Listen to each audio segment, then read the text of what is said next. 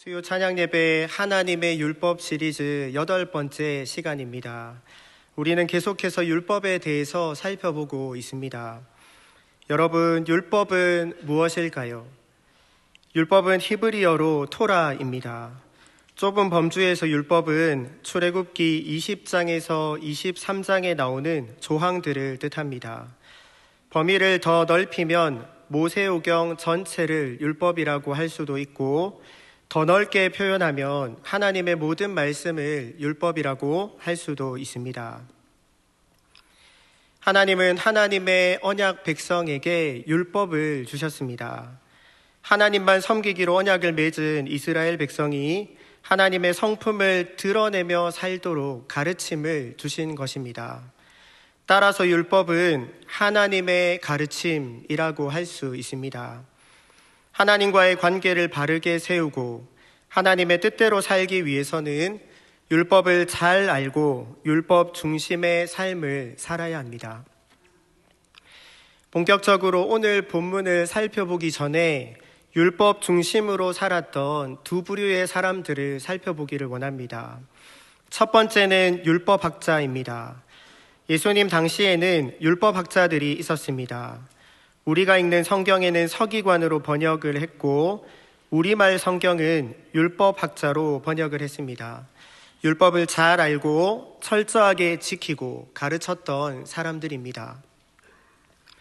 하지만 예수님이 체포될 때도, 예수님이 십자가에 달려서 조롱을 당할 때도 그곳에는 율법학자들이 있었습니다. 예수님을 대적하던 편에 율법학자들이 항상 있었던 것입니다. 예수님은 성육신하신 하나님입니다. 아이러니하게도 율법을 가장 잘 알고 철저하게 지켰던 이들이 율법을 주신 하나님을 죽이려고 하는 것입니다. 예수님 시대의 율법학자는 우리가 닮지 말아야 하는 반면교사라고 할 수 있습니다. 두 번째는 시편 기자입니다.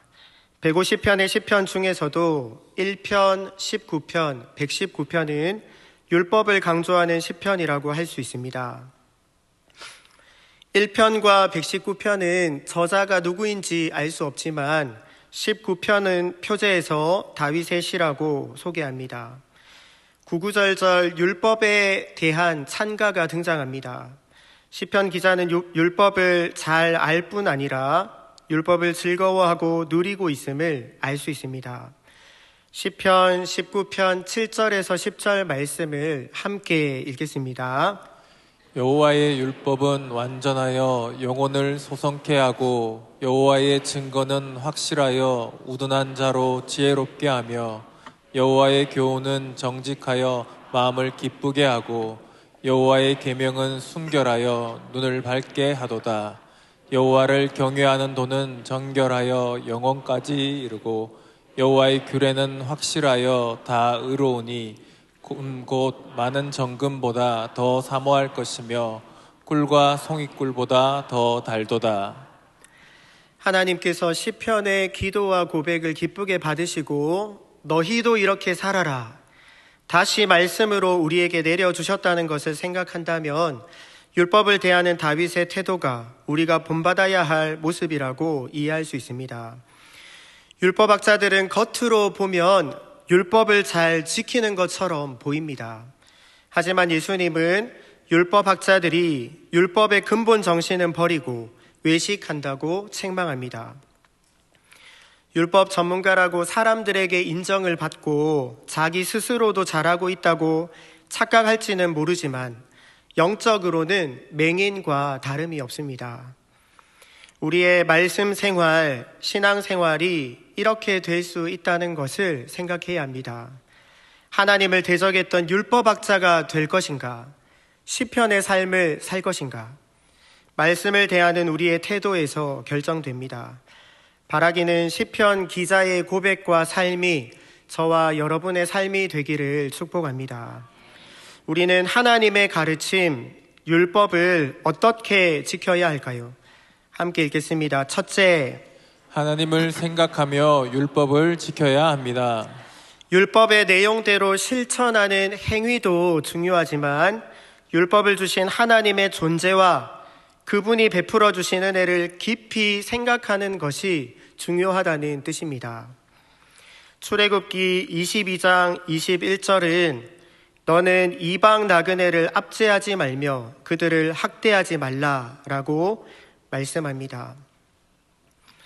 이스라엘 백성은 지금 광야에서 지내고 있습니다. 언뜻 생각하면 광야에서 이방 나그네를 만날 일이 있을까라는 의문이 듭니다.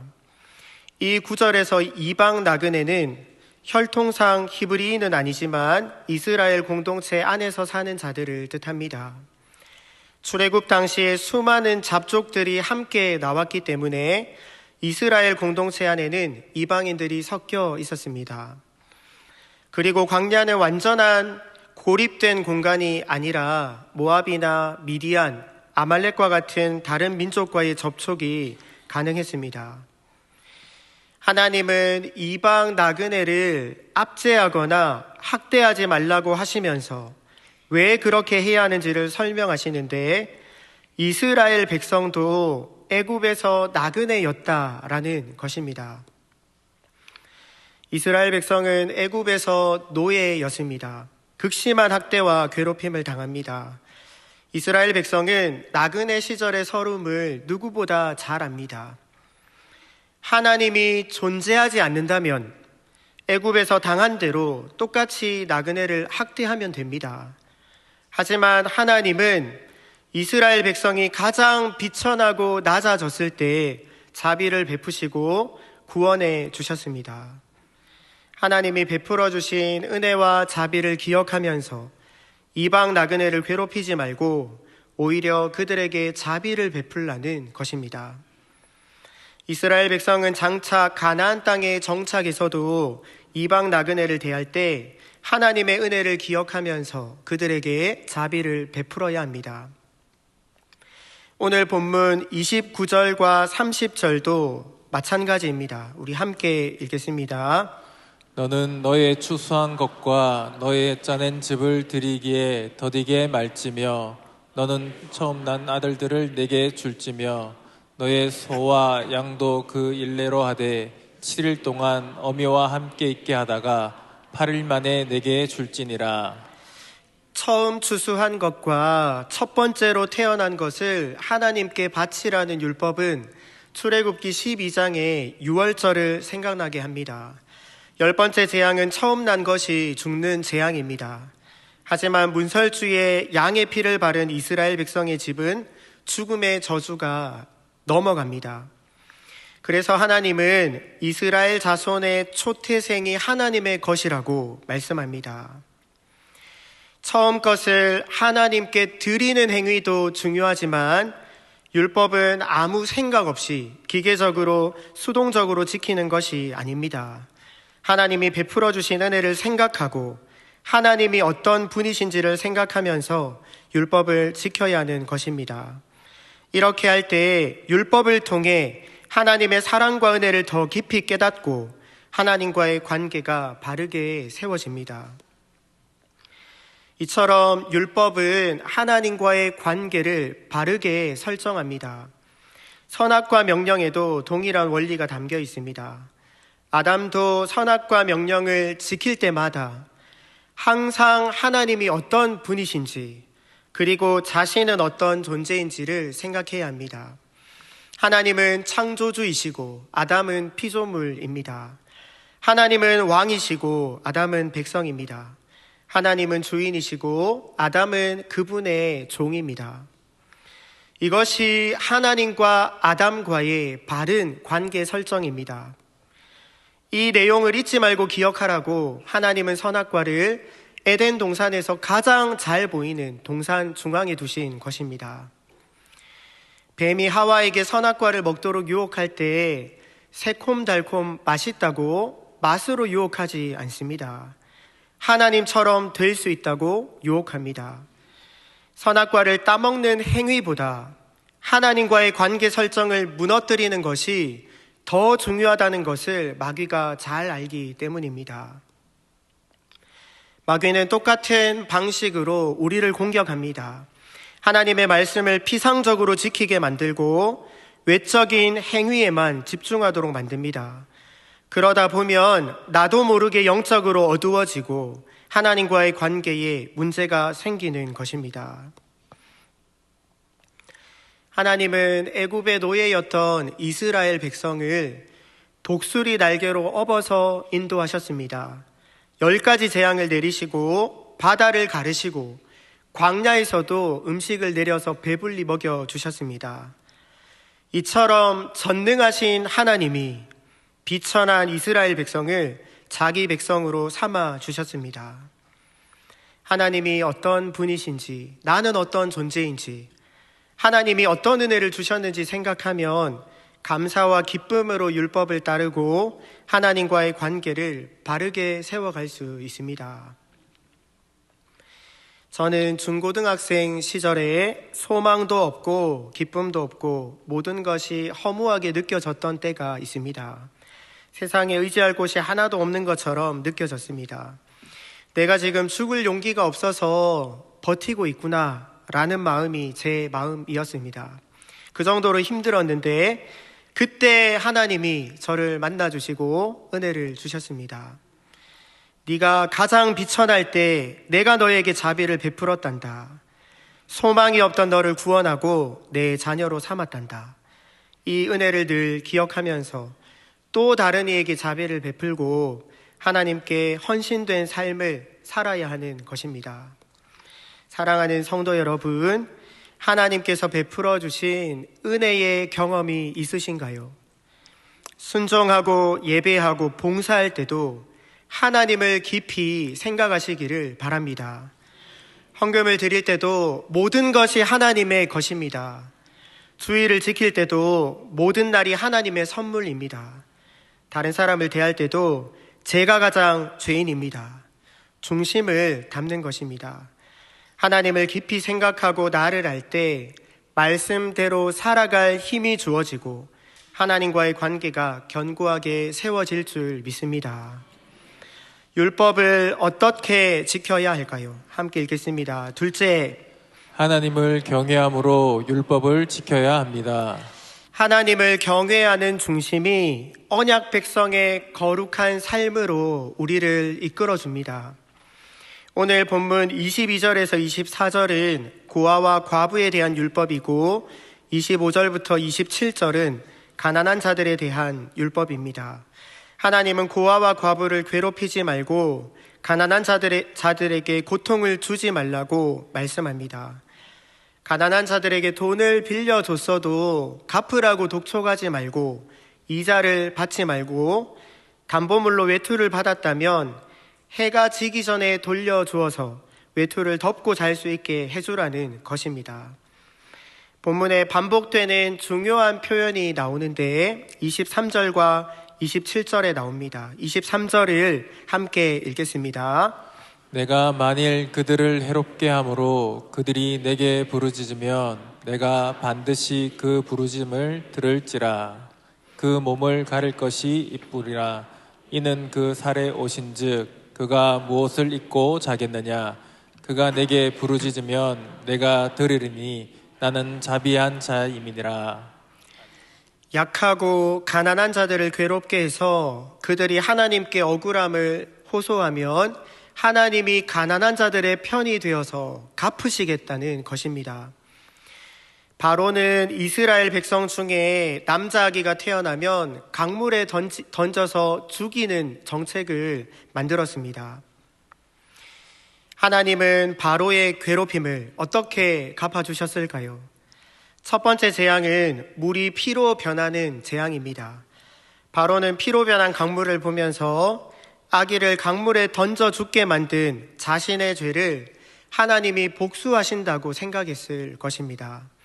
뿐만 아니라 하나님은 10번째 재앙을 통해서 바로의 장자를 죽게 만듭니다. 사랑하는 성도 여러분, 가난하고 약한 자들을 귀하게 여기시고 하나님의 자비하심으로 대하시기를 바랍니다. 하나님을 경외함으로 그들을 대할 때 하나님께서 다 아시고 갚아주시는 것입니다. 괴롭힘은 괴롭힘으로 돌아올 것이고 선행은 선행으로 갚아주실 줄 믿습니다. 원종수 목사님은 아버지가 6살 때 돌아가셨습니다. 홀 어머니가 일남 삼녀를 키우셨습니다. 어머니는 매일 새벽 기도를 다녀오셔서 자식들 머리에 손을 얹고 기도를 하셨다고 합니다. 하나님, 이 아이들을 제가 어떻게 키웁니까? 아버지 도와주세요. 정말 하나님이 키워주셔서 원종수 목사님은 지독한 가난 속에서도 서울대 의대를 수석으로 졸업하고 의사가 되었습니다. 시간이 흘러서 디트로이트에서 의사 일을 할 때 한국 유학생들에게 간증을 하게 되었다고 합니다. 교회 구석자리에 앉아서 어떤 말씀을 전할까요? 라고 기도하는데 어린 시절 거지 할아버지를 섬겨드렸던 장면이 눈앞을 지나쳤다고 합니다. 어느 날 어머니께서 거지 할아버지를 집에 모시고 와서 종수야 씻어드려라 말씀하셨다고 합니다. 할아버지의 모습이 얼마나 더러웠던지 짝대기로 옷을 벗기고 따뜻한 물을 받아서 씻어드렸습니다. 가족이 먹을 음식도 부족했는데 그날 할아버지는 눈치도 없이 국밥을 3그릇이나 드셨다고 합니다. 겨울 동안 할아버지를 집에 모시고 함께 살았습니다. 기도 중에 그 장면이 눈앞에 펼쳐지면서 예수님이 마음에 감동을 주셨다는 것입니다. 그 사람이 나였다. 네가 나를 먹였기 때문에 내가 먹을 것을 책임져 주겠다.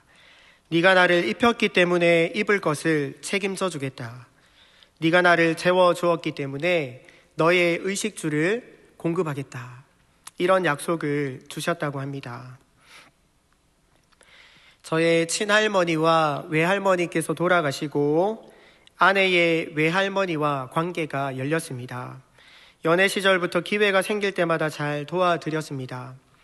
할머니께서 서문시장에서 장사를 하셨는데 한 번씩 정리하는 것도 도와드리고 집까지 차를 태워드리기도 하고 병원에 모시고 갈 때도 있었습니다. 그럴 때면 할머니께서 복받아라, 고맙다, 복받아라 이런 말씀을 해주셨습니다. 지금도 종종 하나님께서 저와 저희 가정에 왜 이렇게 복을 주시나, 하나님이 왜 이렇게 나를 은혜를 주시나 이런 생각이 들 때 할머니가 해주셨던 그 말씀이 생각납니다.